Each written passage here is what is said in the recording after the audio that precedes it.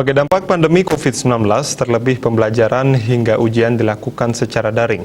Sebulan lalu di Kabupaten Karangasem yang sebagian besar wilayahnya berada di zona hijau dan kuning, dapat melaksanakan pembelajaran tatap muka termasuk ujian secara luring atau langsung di sekolah, namun dengan penerapan protokol kesehatan secara ketat.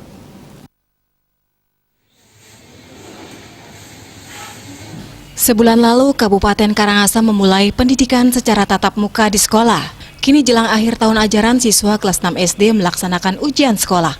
Menurut Kepala Satuan Pendidikan SD 2 Antige Kelod Inengah Adnyana, ujian sekolah ini menjadi acuan dalam mengukur tingkat keberhasilan anak didik khususnya di kelas 6 di Satuan Pendidikan SD 2 Antige Kelod.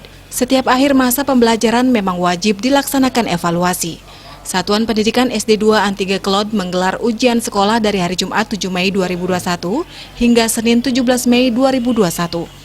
Namun tidak digelar saat libur Hari Raya Idul Fitri yang jatuh pada Kamis 13 dan 14 Mei 2021. Jadi nilai ujian ini adalah keharusan daripada sebagai umpan balik dia menyelesaikan pelajaran di sekolah. Kemudian untuk ke SMP itu tidak menjadi acuan.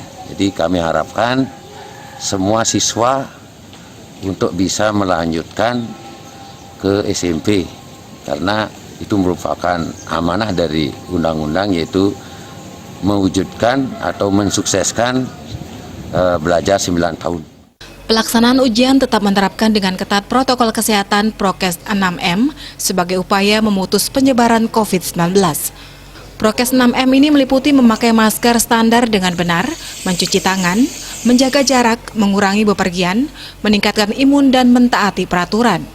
Jumlah siswa yang mengikuti ujian sebanyak 33 orang yang terdiri atas 17 siswa laki-laki dan 16 perempuan. Pelaksanaan ujian dibagi menjadi 2 ruangan dengan menjaga jarak meja sesuai protokol kesehatan COVID-19. Indrawan, Bali TV.